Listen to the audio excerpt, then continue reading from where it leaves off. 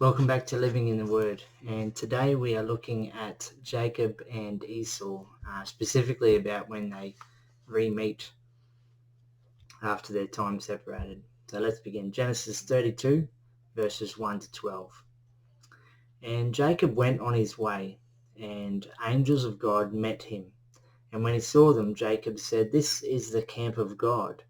And he called the name of that place Manahaim. Then Jacob sent messengers before him to Esau his brother, to the land of Seir, the territory of Edom.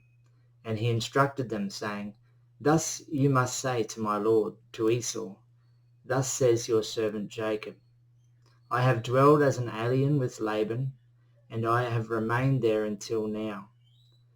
And I have acquired cattle, male donkeys, flocks, and male and female slaves. And I have sent to tell my lord to find favor in your eyes." And the messengers returned to Jacob and said, "We came to your brother to Esau, and he is coming to meet you, and 400 men are with him." Then Jacob was very frightened and distressed. So he divided the people, flocks, cattle, and camels that were with him into 2 companies. And he thought, if Esau comes to one company and destroys it, the remaining company will be able to escape. Then Jacob said, "O God of my father Abraham, and God of my father Isaac, O Yahweh, who said to me, 'Return to your land and to your family, and I will deal well with you,' I am not worthy of all the loyal love and all the faithfulness that you have shown your servant. For with only my staff I crossed this Jordan, and now I have become 2 camps. Please rescue me from the hand of my brother, from the hand of Esau, for I fear him, lest he come and attack me, mother and children alike. Now you yourself said, I will surely deal well with you, and make your offspring as the sand of the sea, that cannot be counted for abundance." So we've read here that Jacob sends messengers to Esau and tells him of the wealth that he has accumulated while with Laban. Now it's likely that Jacob intends to share with Esau in response to Esau losing or having his inheritance stolen. When the messengers return, they inform Jacob that Esau is coming with 400 men. Now, obviously afraid, Jacob decides to divide the people and animals into 2 groups in case Esau attacks. I really like Jacob's prayer here in verses 9 to 12. He starts by reminding God that he had told Jacob to return home. He then goes on to say that he is not worthy, but he still asks for God's protection. Then he reminds God again of the promises he has made to Jacob. This is a great prayer.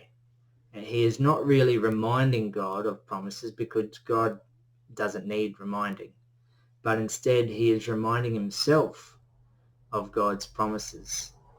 You see, Satan attacks our minds and thoughts with doubts. By reminding himself of God's promises, he is also reminding Satan of God's promises. Genesis 32 verses 13 to 21.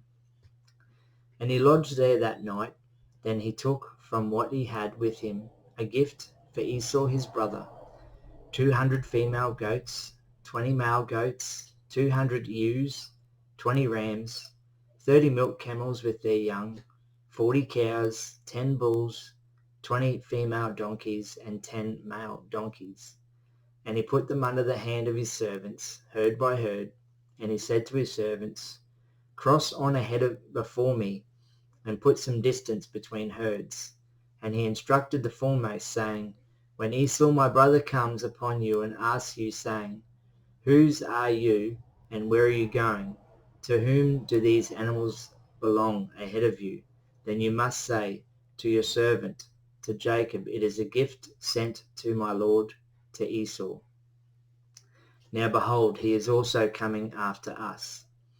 And he also instructed the second servant and the third and everyone else who was behind the herd, saying, You must speak to Esau according to this word when you find him. And moreover you shall say, Look, your servant Jacob is behind us. For he thought, Let me appease him with the gift going before me, and afterward I will see his face. Perhaps he will show me favour. So the gift passed on before him, but he himself spent that night in the camp.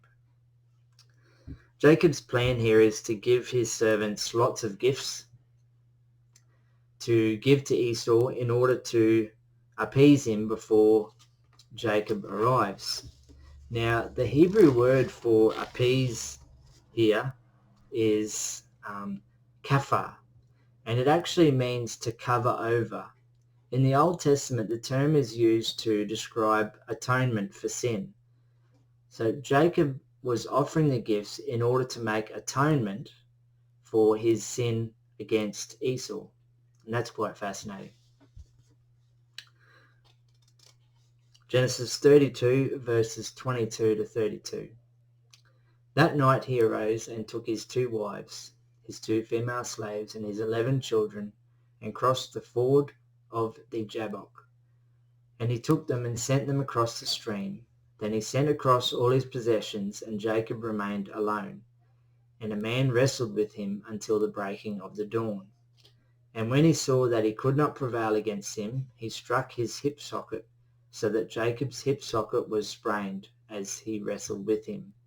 Then he said, Let me go, for dawn is breaking. But he answered, I will not let you go unless you bless me. Then he said to him, What is your name? And he said, Jacob. And he said, Your name shall no longer be called Jacob, but Israel, for you have struggled with God and with men, and have prevailed. Then Jacob asked and said, Please tell me your name. And he said, Why do you ask this for my name? And he blessed him there. Then Jacob called the name of the place Peniel, which means, I have seen God face to face, and my life was spared. Then the sun rose upon him as he passed Peniel, and he was limping because of his hip. Therefore the Israelites do not eat the sinew of the sciatic nerve that is upon the socket of the hip unto this day, because he struck the socket of the thigh of Jacob at the sinew of the sciatic nerve. This really is quite an interesting story of Jacob wrestling a man. Initially, the identity of the man is unknown. Jacob then suggests that it was God that he had wrestled with.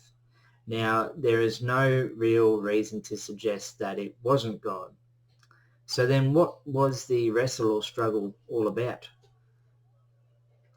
Now, there's not a lot in this passage to indicate what the struggle is about, but if we look back at Jacob's story so far, we may find the answer. He left Canaan in a hurry, fearful for his life after thinking he could obtain God's blessings through deceit. After 20 years, Jacob begins to realize that God's blessings were already upon him, because it was God's intent and choice and plan all along. Jacob then realizes that he is unworthy of God's mercies and faithfulness. Now, there is one last lesson.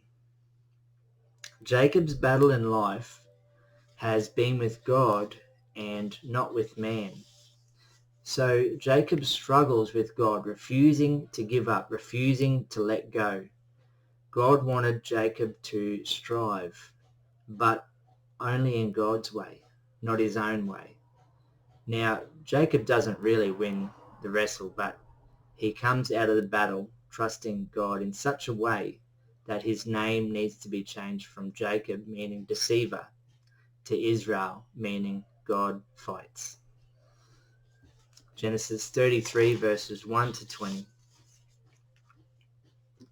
And Jacob lifted up his eyes and looked, and behold, Esau was coming, and 400 men were with him.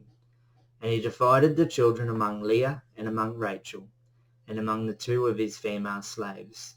And he put the female slaves and their children first, then Leah, and her children next, then Rachel with Joseph last. And he himself passed on before them and bowed down to the ground 7 times until he came to his brother. But Esau ran to meet him and embraced him and fell upon his neck and kissed him, and they wept. Then Esau lifted up his eyes and saw the women and the children and said, "Who are these with you?" And he said, "The children whom God has graciously given your servant."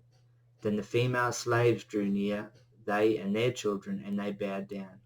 Then Leah and her children drew near and bowed down. Afterward Joseph and Rachel drew near, and they bowed down. And he said, "What do you mean by all this company that I have met?" Then he said, "To find favor in the eyes of my Lord." Then Esau said, "I have enough, my brother. Keep what you have." And Jacob said, "No, please. If I have found favor in your eyes, you must take my gift from my hand. For then I have seen your face, which is like seeing the face of God, and you have received me. Please take my gift, which has been brought to you, for God has dealt graciously with me, and because I have enough." And he urged him, so he took it. Then he said, "Let us journey and go on. I will go ahead of you." But he said to him, "My Lord knows that the children are frail, and the flocks and the cattle which are nursing are concerned to me. Now if they drove them hard for a day, all the flocks would die. Let my Lord pass on before his servant, and I will move along slowly at the pace of the livestock that are ahead of me, and at the pace of the children, until I come to my Lord in Seir." And Esau said, "Let me leave some of my people with you." But he said, "What need is there? Let me find favor in the eyes of my Lord." So Esau turned that day on his way to Seir. But Jacob traveled on to Succoth, and he built for himself a house, and he made shelters for his livestock. Therefore he called the name of the place Succoth.